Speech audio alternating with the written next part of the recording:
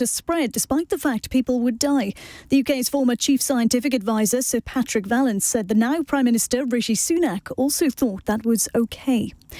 Rishi Sunak has promised careful and sustainable tax cuts after meeting his target to halve inflation. He says the government's entering the next phase of its economic plan. And it's understood around 500 employees of the artificial intelligence firm OpenAI have signed a letter demanding the company's board resign. They're calling for the former head, Sam Altman, to be reinstated after he was sacked on Friday. In the city, the FTSE 100 has closed down 7 points at 74.96. The pound buys $1.25 and €1.14. LBC weather, cloudy with some light showers for much of the UK overnight with a low of freezing. Largely dry day for much of the UK tomorrow. Some drizzle in England and much of Wales early on with a high of 12 Celsius. From Global's newsroom for LBC, I'm Charlotte Morgan. This is LBC from Global, leading Britain's conversation. Cross Question with Iain Dale.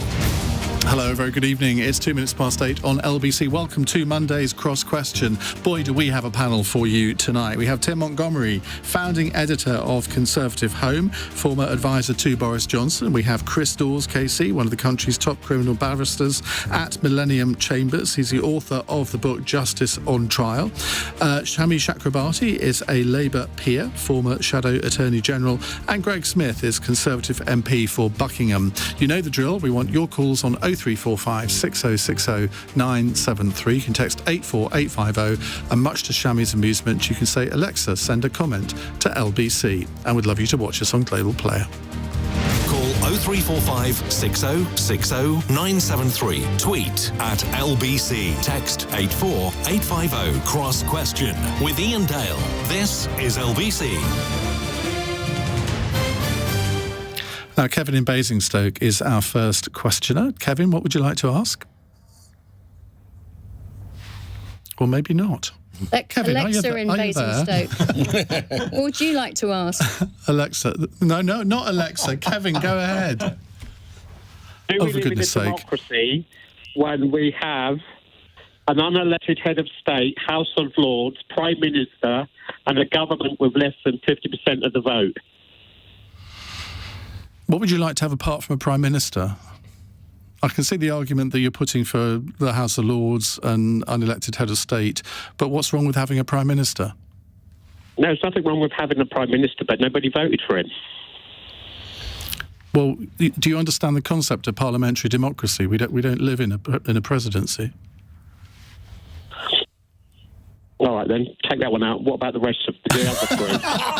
Oh, if only everybody was as easy to convince. Yeah. If I had witnesses in court like that. To be fair to Kevin, I'm guessing you're feeling a bit disempowered right now. Do you want to talk about that a bit more? No, he doesn't. No, I don't. I never thought about these. You asked me questions. No, well, that's kind of how it works sometimes. Right, Shami, let's come to you first. Do we live in a democracy given we have an unelected head of state and House of Lords? Well, it's certainly not a perfect democracy, is it? As I think Kevin has rightly tried to point. Possibly not. But I think that Kevin's not alone in expressing possibly, on the one hand, some concerns about the Constitution, but probably some other concerns about how he's feeling and whether he's feeling represented. And I think these are two different instincts, and maybe we need to address them separately. I sit in an unelected second chamber, almost unique in the world. I know people have concerns about that, but you're part of his problem.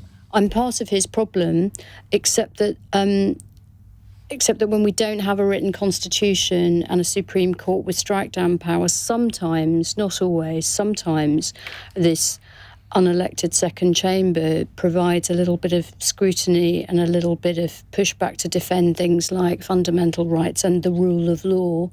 And I'm sure we may or may not get to the whole Rwanda thing in a moment, but sometimes in order to preserve democracy, you need some independent elements like judges in a constitution to say there have to be rules of the game. But to get Kevin's wider point. On the Rwanda point, yeah.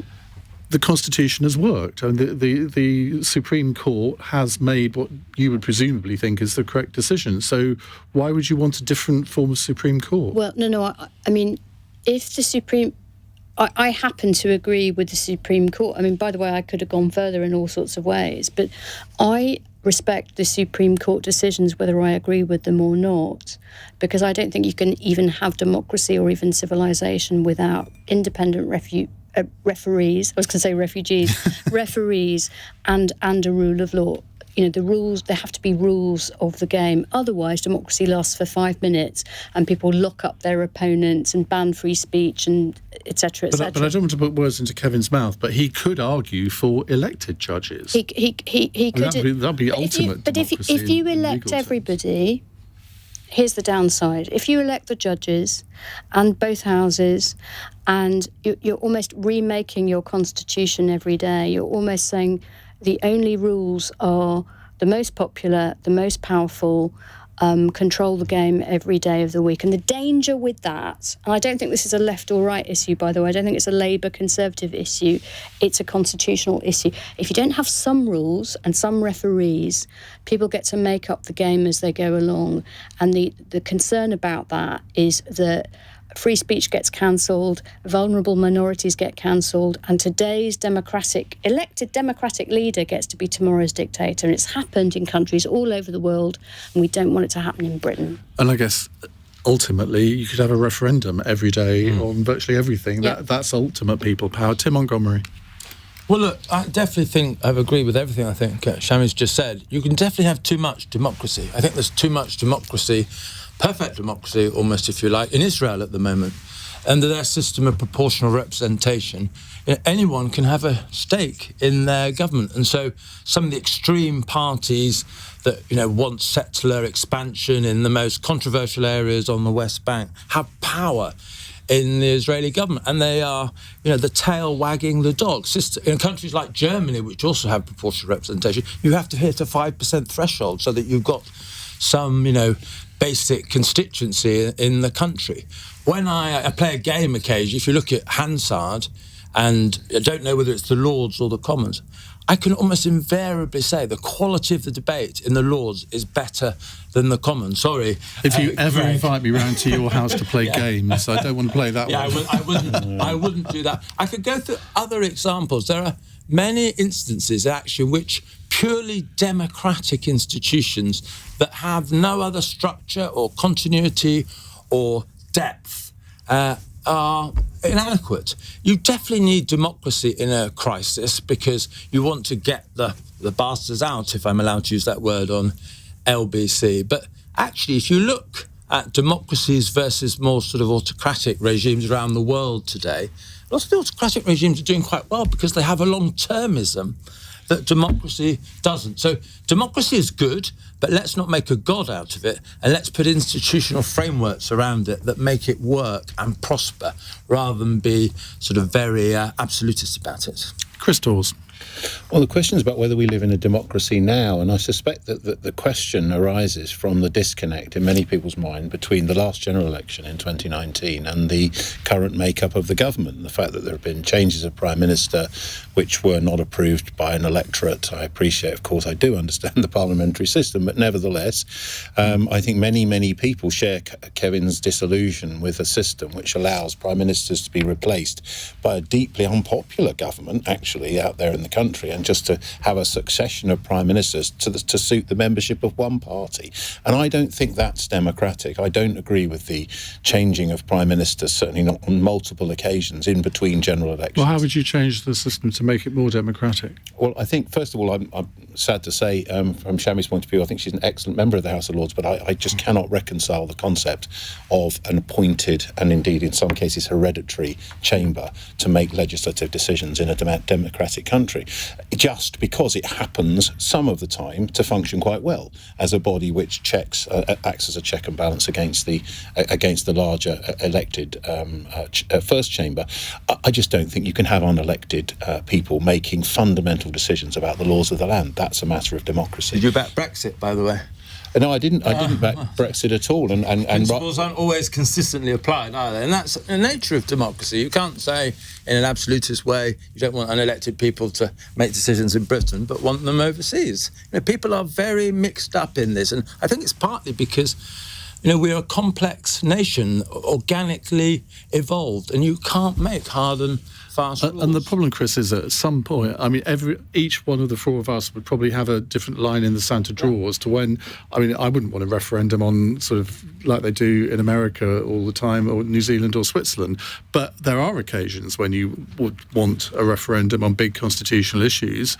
Well, I disagree completely. I don't think referendum is an appropriate way, particularly not if you just pick 1, 2 or 3 issues over a lifetime and decide that that's an issue. But what they do in the US is they have a written constitution. It's entrenched. If you want to change the constitution, you need what they call a supermajority. So I don't want to go back on all the bloodletting that we had in 2016 and beyond. But I think I have huge sympathy with Chris's concern about unelected legislators, and I know that I am one. But I would say this: if we're going to not have an unelected second chamber, then we need to have a written constitution that looks at all the parts of the Constitution, not just the second chamber. Okay. And we probably need ultimate referees with strike-down powers in the Supreme Court. Not everyone would go for that. Craig? Look, I think the first point I'd make is that, of course, we're entering the tail end of this Parliament, and a lot has changed since the last general election. So I entirely get where there are many people out there, some constituents of mine who write to me on a daily basis who are feeling frustrated. But the key point is that we live in a parliamentary democracy, and just as power transferred from Tony Blair to Gordon Brown without a general election in 2007, so power has transferred in Downing Street. Can you remember all the people it's transferred? I can just about remember that. I've got enough fingers to just about do that, Chris. But if we're going to get into the debate about the House of Lords, this is an incredibly complicated challenge. It is not as simple as just saying, well, we'll get rid of all of the remaining hereditaries and the life peers and replace them directly with elected politicians, because you're then going to have the debate about, well, where does power rest between the House of Commons and the House of Lords? At the moment, it is a revising chamber. And actually, I would say it does a very good job as a revising chamber, but the ultimate power under the Parliament Act rests with the elected House of Commons. If we are to have, and this is a debate we need to have as a nation, maybe culminating in a referendum to decide, I don't know, a debate about what the House of Lords becomes, and if it becomes an elected chamber, we're going to have some sort of constitutional settlement that defines the separation of power, a bit like the House of Reps and the Senate in the US have different functions. And that is a debate that I don't think we're going to get clarity on in what the country wants, let alone what politicians or parties want. I think one of the points that Shami was making is a really important one, is that there has, even in a country that doesn't have a written constitution, there has always been a broad acceptance of our constitutional framework. And when Boris Johnson essentially decided to rip that up, when it came to the prorogation of Parliament, and when it now comes to we have a government that effectively says we're going to rip up countless pieces of legislation, countless traditions, and countless international obligations in pursuit of a single short-term political objective, which in this case is to stop the boats, in inverted commas, that's where the danger lies. If everybody who plays the game, including those in an unelected second chamber, including the Prime Minister and the Cabinet, play the game within the rules and accept the primacy of the rule of law, then the system can operate and largely does operate effectively. But when those sorts of constitutional understandings start to break down, as they have done, and where the Supreme Court itself is being challenged, and there is a possibility of legislating essentially not in respect of something which requires urgent and immediate clarification, for example, in a criminal situation where a murderer might go free, and that's happened a couple of times where laws have been changed very quickly by Parliament, but in respect of something which is a really hot political topic, to rip up a convention and to essentially try to ignore the rule of law, that's where I think the danger has started to come in the last few years, in a way that it never did before under previous leaders, before Boris Johnson. Well, there is another danger, though, and I appreciate what you've said, but part of the problem in Britain now is whether it's building a railway or changing your employment system in a company, or exporting illegal refugees. Everything takes forever. there are so many judicial reviews, there are so many processes by which people can go to properly hold a democratic decision to account, that we're becoming a slow, cumbersome, inefficient nation. Well, that's true. And I think there is something about, I'm very interested with what Shami and Greg have just said, really, about needing some sort of written constitution. So all this clutter of reviews and legal institutions and quasi-autonomous bodies that form the thicket of regulation, bureaucratic regulation, need to be tidied up. So we have accountability, but not the haphazard, complicated, encumbering form of accountability. Well, there's a word of caution there. I mean, I love your praise for our discussion, and it's nice to be so engaged by Greg so early on in the programme. I used to be against a written constitution. I used to say, I live in Britain, I'm so lucky, if it ain't broke, don't fix it. And now I'm thinking maybe it's broke.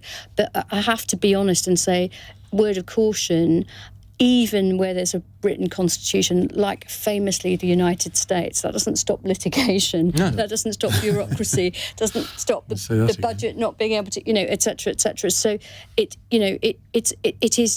is complicated. All I would say is we're living in a cost of living crisis.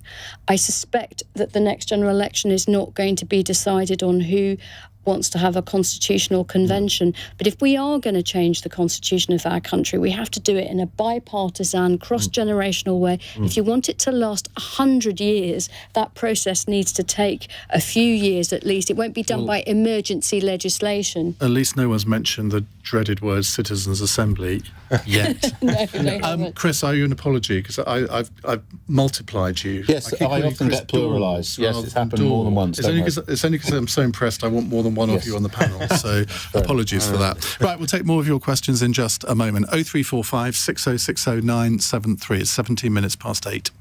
This is LBC.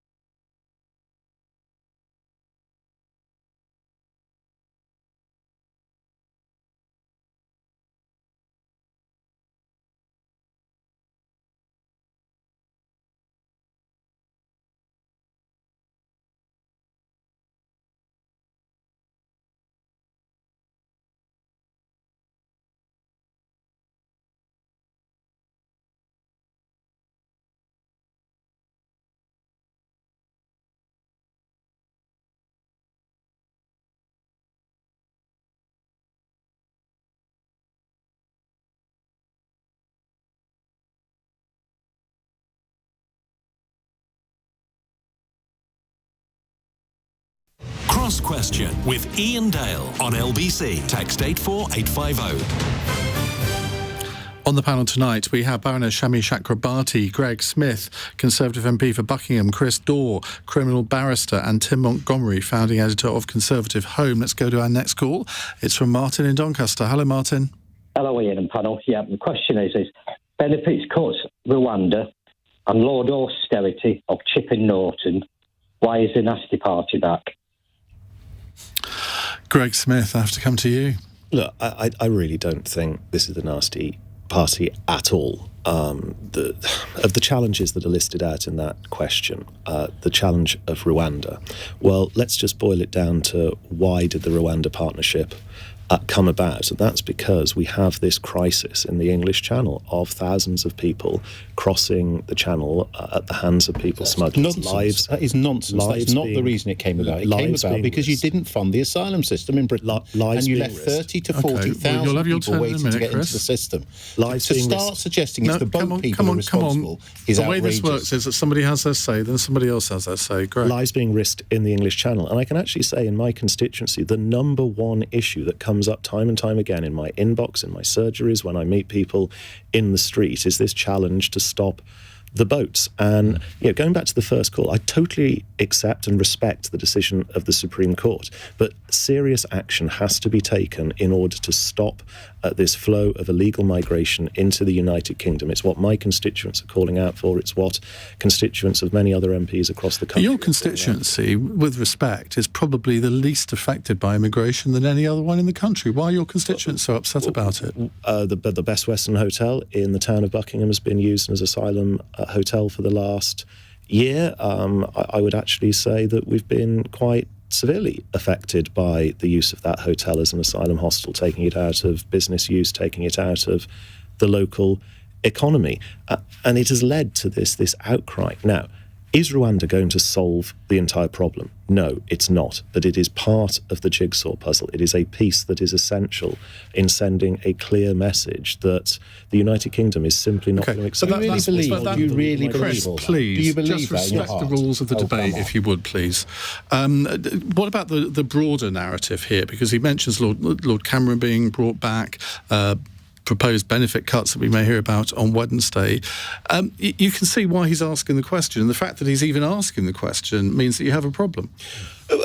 I accept that if somebody asks the question, then they're clearly concerned about it. It's for all of us as politicians to rise up and to answer that. We don't know what's going to happen to benefits on Wednesday, as much as we don't know exactly what taxes are going to be reduced, as has been trailed. As I understand it, the debate is between, when it comes to the benefits uplift for next year, does that happen on September's inflation figures, or does it happen on October's inflation figures? And there is a significant difference there as inflation fell. There's this talk of benefits being cut. I don't think is true or fair whatsoever. Sure, there are going to be some reforms down the line. Well, if they don't go up with inflation, they're being cut. Well, it depends which inflation number you're going with, the September number or the October number. Both have seen increases in inflation, but one was still closer to 10% and one was down at 4.6%. That is still going to be an uplift, and British taxpayers are going to demand that fairness is shown in this system.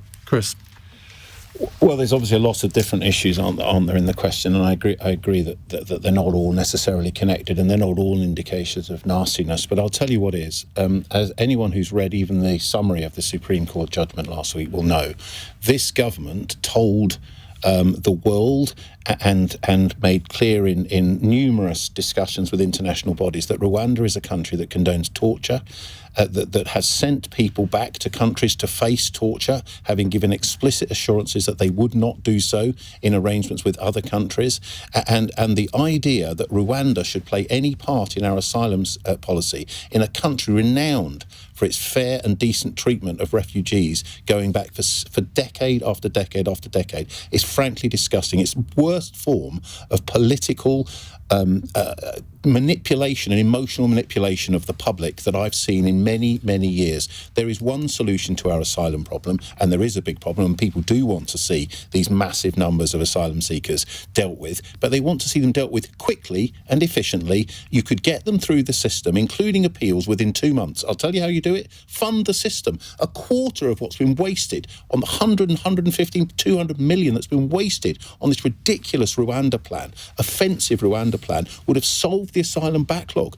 All you need to do is ensure that there are sufficient courts and tribunals, and it's the same point that Tim was making about why are all these legal challenges, why do all these judicial reviews take so long? Because the system is massively overloaded. There is nowhere near enough capacity, and if you don't create capacity in the legal system, everything grinds to a halt. If you get these cases through the system from start to finish in 56 days, there won't be any boats. There won't be any tens of thousands of asylum seekers in Buckingham or anywhere else, because they'll either be allowed in as refugees and they'll be lawful members of society, or they'll be sent back where they came from within 2 months, not year after year after year, because this government and others failed to fund our asylum system. Okay. That's why the country's in the state that it is over asylum. Tim? Well, I half agree with you about the need for improvement in the administrative system. But I think there also does need to be a consequence for... Can we broaden this out? The question wasn't just about Rwanda. Okay, well, can I defend David Cameron's appointment? When I was editor of ConservativeHome, you might remember, Ian, we weren't always the most supportive of him. This is a fact.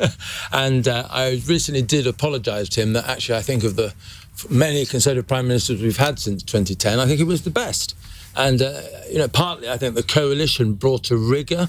You had to get lots of agreement for policy, and I think it was soundly based.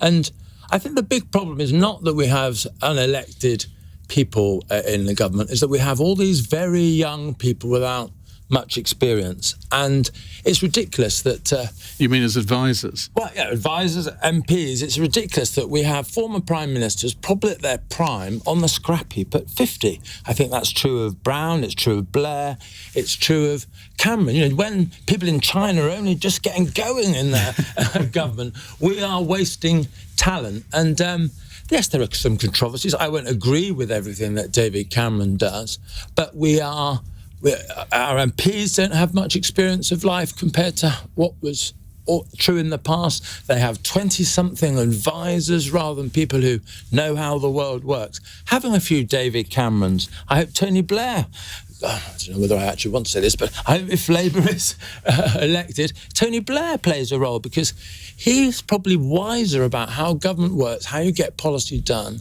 than he was when he assumed office. And, Rishi Sunak, being Prime Minister, is quite a lonely job. He now has someone alongside him who won't leak, who isn't after his job, who he can speak to at the end of the day, pick up the phone, and can give him candid, learned advice. I think we all benefit from that. If we have too many unelected people, of course it's a problem. But I think this overall is a good thing. I noticed you left Liz Truss out of your list there, but I'll leave that one hanging. Shami? So Martin, in Doncaster, in his question, picks on both benefit cuts and Rwanda as possible examples of nastiness, and I rather agree with him. And what they have in common is a disregard for human misery, for individual human people who aren't just statistics, who aren't just masses. They are individual people who are in real trouble. And after World War II, and I might be the Labour person on this panel, but that doesn't mean I can't respect the different the political traditions in our country. And it was actually Conservatives who, while World War II was still raging and afterwards, said we must have a new settlement that respects fundamental rights and freedoms that we are going to respect, not just in the UK, where some of us took them for granted. That's a whole historical debate, but we need them in Europe and we need them across the world. And that is some basic level of decency for people in dire straits and need benefits. And now increasingly they are people who are working, like our nurses, who we used to clap in the pandemic and now go to food banks, and desperate people, including people who are fleeing places like Afghanistan. So we go to war over there for human rights, but won't give people refugee status over here. So we are prepared to send people to places that we waged war in for human rights, or we're prepared to send them to Rwanda. And the bottom line with the rule of law is this: when the referee calls it, respect the referee. The Supreme Court has said, after all these years of argument, that Rwanda is not a safe third country to send people to, let alone to contract out your responsibilities, one of the richest nations in the world.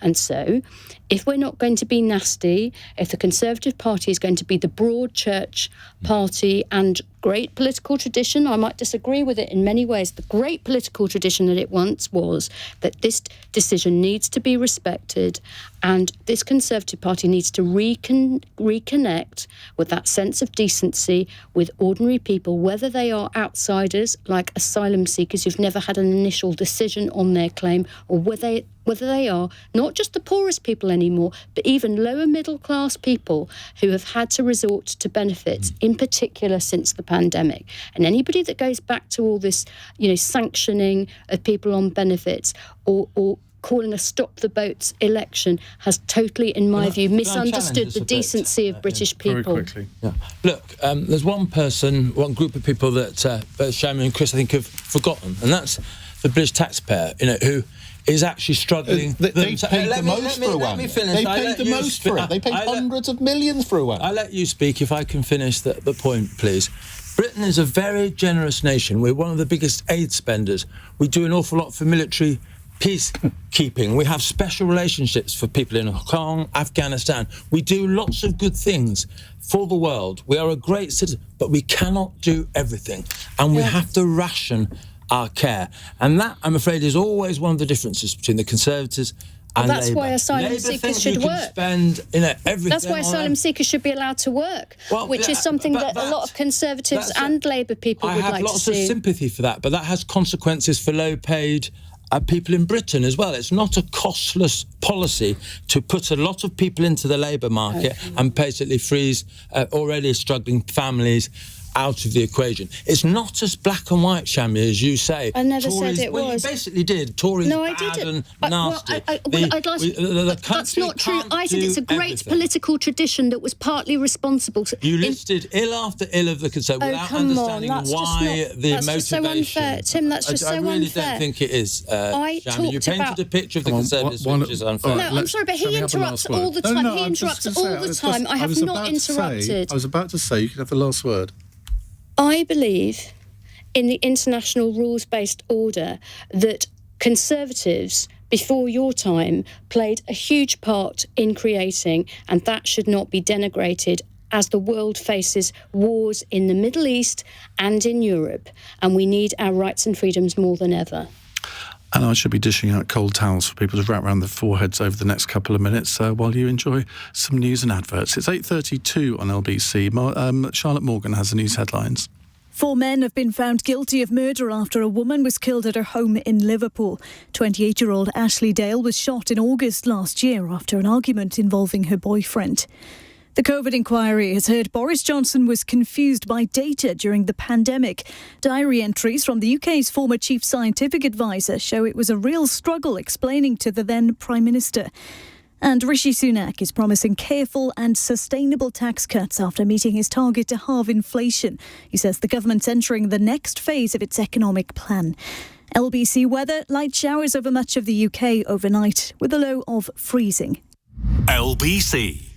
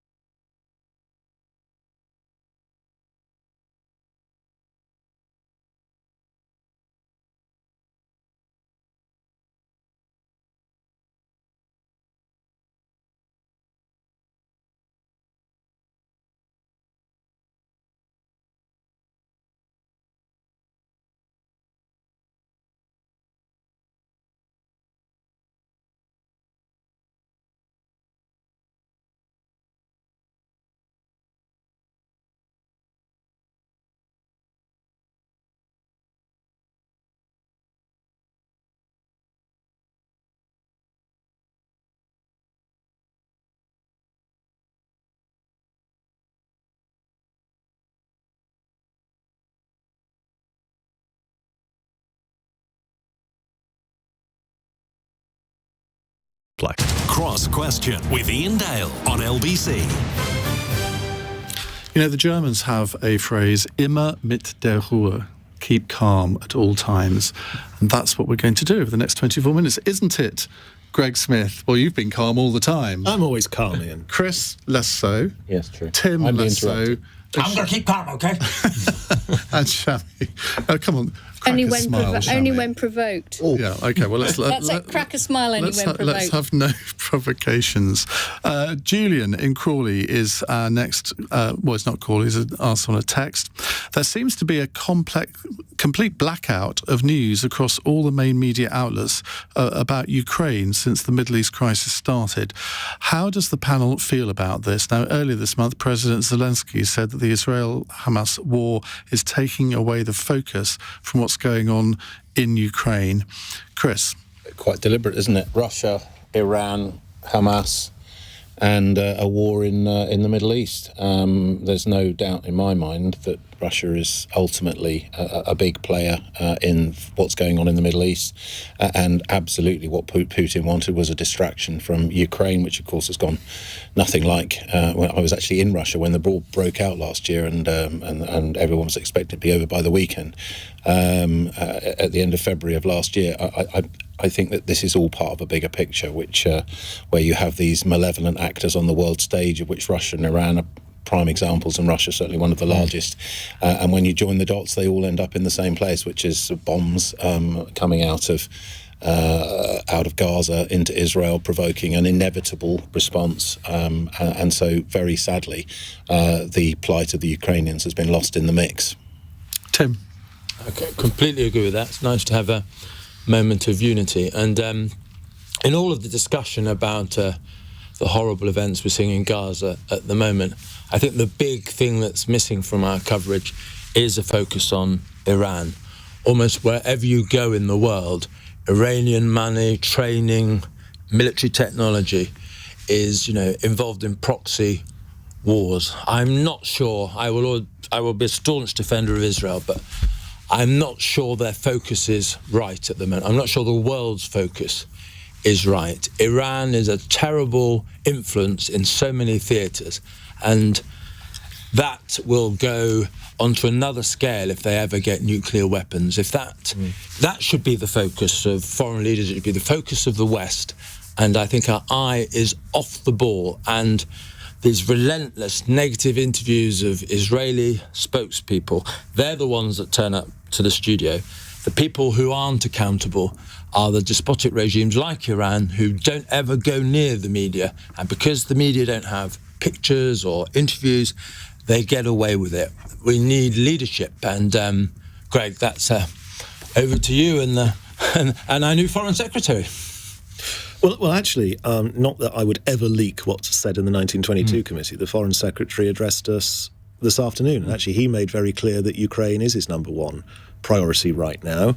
And he went there on his first day, didn't he? The first day in the job, he was out meeting President Zelensky and many other government officials out in Ukraine to continue to pledge our support, because it is a war on our own continent. It has implications for everybody, and it is absolutely vital that we continue to give the strength of aid support, military training that we have been, to ensure that Ukraine wins that war against Russia. But I absolutely agree with Tim and Chris on this question of Iran and their links to Russia.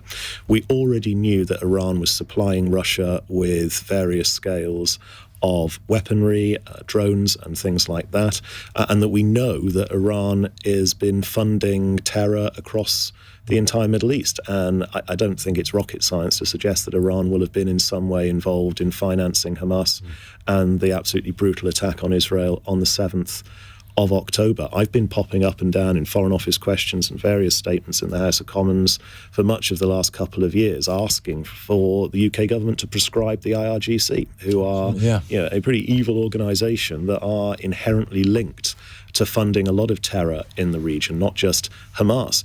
The UK government has prescribed Hamas, prescribed Hezbollah, but the IRGC are the missing link within that. And I cannot for the life of me, accepting that no minister is ever going to discuss this at the dispatch box, but I cannot for the life of me understand why we are so hesitant in doing that. And I fully accept that prescribing an organisation isn't going to solve the problem overnight, but it's a pretty clear diplomatic signal that we can send to that region. Because the United States has done that, haven't they? So you think, well, if they can do it, why on earth can't we? In fact, I think they've actually asked us to do it. Yeah, look, as I say, I've been popping up and down in the Commons calling for this for a long time, and it's not just me, it's a lot of Conservatives. Why do you think it might be, Greg? I don't know whether it's something to do with wanting to try and keep a dialogue open over the nuclear question in Iran, but that has failed spectacularly. We know that Iran is closer than ever before to having weapons-grade nuclear stocks, and I just think that time is running out on this, that they're going to continue being this proxy in the region that is funding terror. And if the West doesn't act very decisively soon, it's going to become an even bigger problem that does, to bring this full circle back to where the question started, to Ukraine.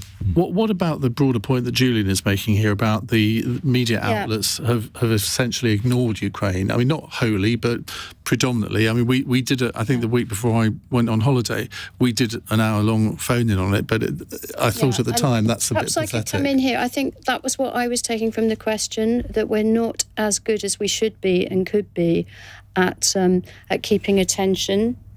And I think I'm not blaming. I'm not doing that thing. I'm not doing news outlets' job to do that. Well, I'm not trying to blame them. I'm not doing that kind of the media thing. I think that I don't really actually. I mean, because you're the media. Tonight we're the media. So I do think that we could do better in Britain, and we have a tradition of doing better. Maybe there's a funding point about whether it's the World Service or other things that need to be, other outlets that need to be doing that hard investigative journalism and just keeping the balance so that we're not living in Orwell's 1984 where we're now at war with them and not at war with them. And I think that and I hate this unity breaking out, but I have to say that the comments earlier about follow the money, follow the weapons, look at the big picture. Everyone's a nationalist. All the hard men of the world are supposedly nationalists, but you need to sometimes look at the top table, and not even the top table. Look at Mount Olympus and who's talking to who, where's the money coming from, where are the weapons coming from, and what is it that people want? Because they would have us all fighting with each other on racist grounds, on nationalist grounds, but where is the big money, and where are the weapons, and where are they going? And I think that there's a serious point in the question, and we can't just keep diverting our attention in a very sort of sclerotic way from 1 minute it's Ukraine, the next minute it's Gaza. We need to look at how are our international institutions working? Are they working in the way that we intend them to work for justice and peace? One of the many reasons, I hate to revert to my previous answer, one of the many reasons why it would be a real mistake, for example, for Britain to pull out of things like the ECHR is that the Russian Federation has currently got interim orders against it to protect Ukrainian prisoners of war. And you might say, well, Putin doesn't care about the ECHR and the European Court. No, but some of the people lower down do. And if they slay or torture Ukrainian prisoners of war in breach of ECHR interim orders, that will be relevant to the international criminal. No, but that will be hugely relevant to tribunals and criminal sanctions thereafter. So nothing is in a vacuum. All these things are connected. I agree with you guys about that, which is one of the reasons why in all our trials and tribulations about stopping the boats, etc., let's not undermine this very, very hard-won international system of law. There's also, I think, a big problem for news editors, particularly the big news programmes that most people watch. Say you're the editor of the BBC News at 10. You've got to form a judgment as to what's going to go in the running order and where it's going to go. And I think that's an incredibly difficult job at the moment, because obviously there are things happening in Ukraine, but are they at the moment on the scale that's happening in Gaza? You'd have to say probably not. So the media then gets accused of ignoring Ukraine, but news is news is news. But the problem is that we have a master of misinformation in Vladimir Putin, and he has a vast resource in terms of misinformation, in terms of social media, in terms of this huge network of policy and media outlets and interference in Western politics and Western governments and Western businesses and spying and relentless espionage. And he, sadly, has provoked, both directly and indirectly, the conflict in the Middle East, and that has taken our attention away from what he is perpetrating in Ukraine, which is a massive sequence of war crimes which sadly go even further. But we have to take responsibility too. We have to take some responsibility too, and I don't just mean in editorial terms, I also mean in peacemaking terms. I would probably say that the ongoing tragedy in the Middle East, and it has been ongoing for better or worse all my adult life, is probably the greatest failure in statecraft in my adult life. When I was an adolescent or a pre-adolescent, I thought I would never live to see the fall of the Berlin Wall, the end of apartheid in South Africa, relative peace in Northern Ireland, and a two-state peaceful solution in the Middle East. And 3 out of 4 of those things have almost come to pass, but that fourth one is yet to be achieved. I'm still a believer, but it does require greater priority. But you're still only 32, so you flatter. It does require greater attention, priority from successive US presidents and Western leaders, Arab nations, and anybody that wants to sit at the... We're not going to get anything from the US presidents over the next 10 years, are we? Is that actually massive progress was being made in the Middle East prior to the Hamas attack. I mean, I can point no further to the development of the Abraham Accords that actually started to bring through trade some of the Arab nations of Israel together again, and it was that progress that potentially has triggered the pure evil that is Hamas to trigger that attack, probably funded by Iran, probably egged on by Putin, as we've said, to bring about that horrific loss of life in Israel in October. And it's probably set the cause of peace back in the Middle East a very, very long time. But what I'm clear on is that to get that two-state solution that we all want, it is massively complicated, but a requirement of that peace is going to be the destruction of Hamas, because I just don't see how a peace can happen whilst you've still got Gaza run by terrorists. Well, still time for another couple of questions, and also our much-awaited fun text question at the end. What will that be? Well, you'll have to stay tuned to find out. It's 8:48. LBC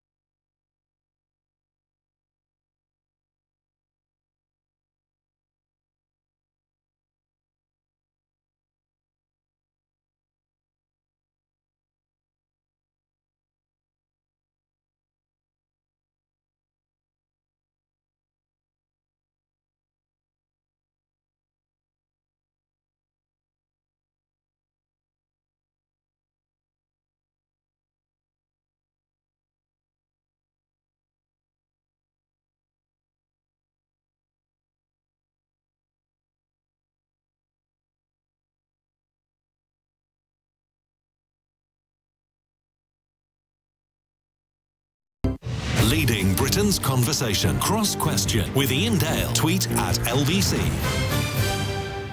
Shami, Greg, Chris and Tim answering your questions here. Let's go to James in Ayr. Hello, James. Hello again, Ian. My question is this. Would the country have been better served during the COVID epidemic if some of the senior politicians and decision makers had at least some fundamental background in science? That's an interesting question. I was watching some of the live coverage of Patrick Vallance before the inquiry this afternoon, and he wrote in his diary in May 2020 that Boris Johnson was clearly bamboozled by the science behind the coronavirus, while other diary entries saw him writing how the then Prime Minister could not understand scientific concepts. I think a lot of us struggled with this, didn't we? Certainly at the beginning, in that I always thought science was science and then discovered that science was actually a bit of an art and that it wasn't science at all. Tim?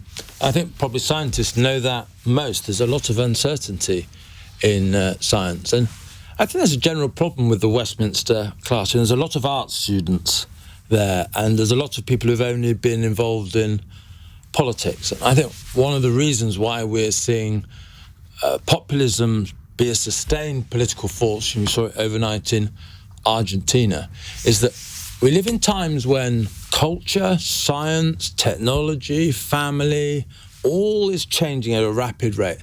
And, having sex as ideas and consequences with each other, to use Matt Ridley's phrase, very complex, very unsettling. And at the time when you have this profound change and erupts big moments like the COVID crisis, you have a political and managerial class who are more and more, whether it's in universities, they're going into ever narrower silos, or politicians trained in how to be politicians but without hinting at a time when we need, more people like Mrs. Thatcher, if you like, who had a science and a law degree. We have people who are ill-equipped to understand the complexity of these times, and I have no idea what the answer to that is, but it's worrying. I wonder how many of the world leaders who attended the AI summit had the faintest idea what the technology means. Then you had to do job interviews with Elon Musk, though, so they have some. But just to agree with Tim before he thinks I'm trashing the Tory party, I so agree about Margaret Thatcher. Not enough people in your party remember her famous UN speech, where she was one of the on climate change. And if I challenge listeners to this programme to, you can get it off the Thatcher Foundation website. And are you a regular reader? Listen, redact. Well, I have a book coming out. But if you were to redact that speech so that you don't know who gave the speech and who it was given to, I challenge people to say who gave that speech in the 1980s, and it could have been Greta Thunberg, except she wasn't even imagined at that time. No, if you read that speech, it's not just very good on the climate science, it's also very, very punchy on what needs to happen. Remember, Margaret Thatcher was an undergraduate scientist who then went to the bar. So in a sense, it answers your question about being multidisciplinary and not just being one thing or the other, and combining. And by the way, she called for tough action on climate change even in the 1980s. She tried to get President Bush, the first one, to engage with this, but she said his eyes just glazed over. Wasn't interested. And I think that's the problem here with lots of scientific things, and I'm guilty of it myself. You mentioned AI to me, and I'm not interested. I don't want to know. It's not that everybody has to be an expert scientist or an expert lawyer or anything else. We just need to be more confident in a more general approach to our education, so we can't be bamboozled. I think that, we will see what comes out of the inquiry, but there's some quote today that allegedly Mr. Sunak, as Chancellor, said you don't need to handle the virus, you need to handle the scientists, tee-hee. Well, we will see what the ruling is on that, but words like that will come and haunt you. But the point is, let's not denigrate experts, but let's give ourselves a little bit more, as active citizens, a little bit more general expertise. Greg?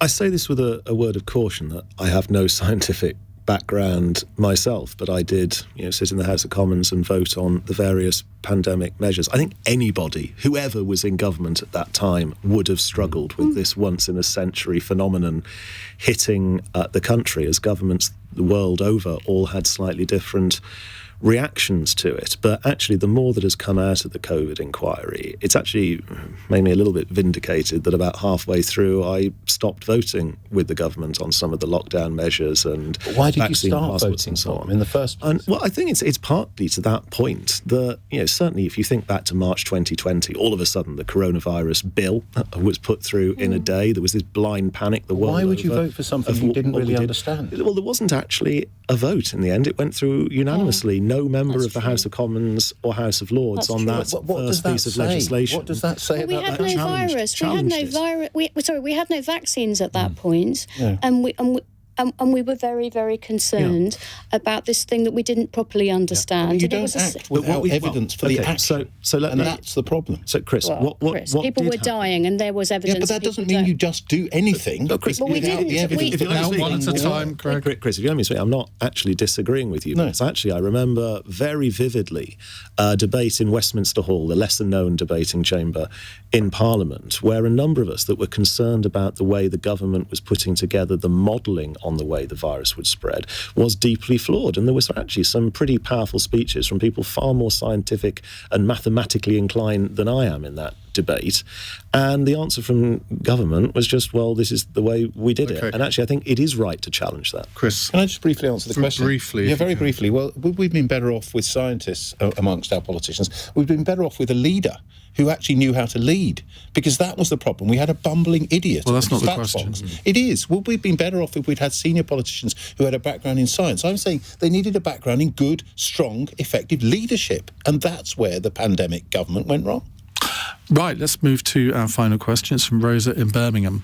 Glastonbury tickets sold out in under an hour yesterday. To take us away from the gloomy winter weather, who's overdue a headliner performance on Worthy Farm next summer? Have any of you actually ever been to Glastonbury? No. Yes. You have. So you go first then. So, because there were some rows last year about not enough women, which I think were slightly justified, and because Dolly Parton has just produced her first ever rock album. Has she? She hasn't. It's called Rockstar, and it came out, I don't know, a day or two ago. And and it's predictably, there are lots of duets with Sting and etc. etc. But because she is Dolly Parton, I think it would, we only have so long. I don't think that would be, Okay. and given the age, in the demographic of people who go to Glastonbury these days, it's not exactly the kids, is it? So I think that maybe. No, it's people who want to be down with the kids. I think that maybe certainly more women, and maybe it's time for Dolly Parton at Glasgow. She has done it before. We should do it again. Okay, Greg? Well, I'm going to stick with a constituent, and Tony Hadley lives in my constituency. And I tell you what, he's a real hero because, Tory party dinners. There are some. Always I'm not going to go there on Tory party dinners, but there are some, really dull parent and teacher association events you can go to, but not in the village near to where Tony Hadley lives, where every year the PTA event for that primary school is headlined by Tony Hadley, and I think he needs to upgrade again all the way to the Glastonbury stage. Chris? I don't think you can go far wrong with Tom Jones ever.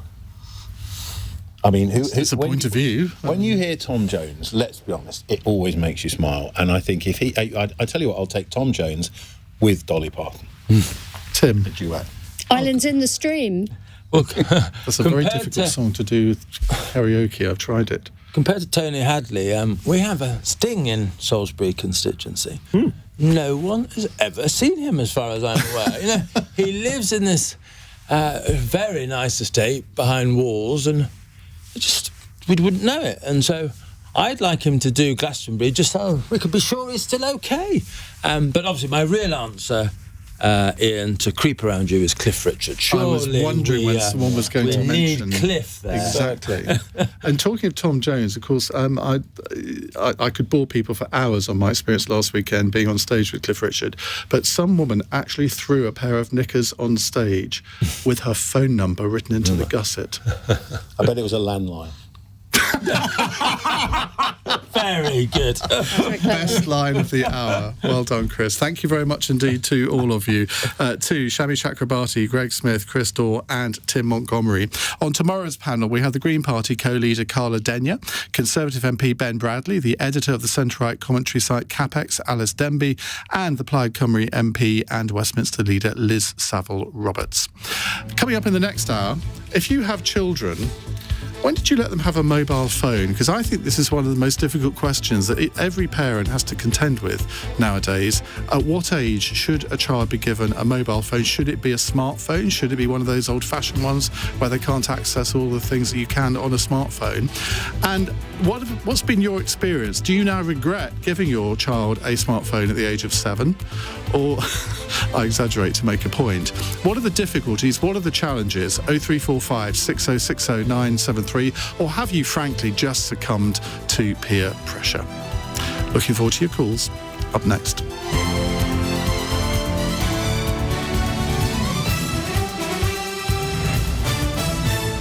On your radio, on Global Player, and Play LBC. leading Britain's conversation. This is LBC. From Global's newsroom at 9 o'clock, 4 men will be sentenced on Wednesday over the murder of a woman shot at her home in Liverpool. A court heard how 28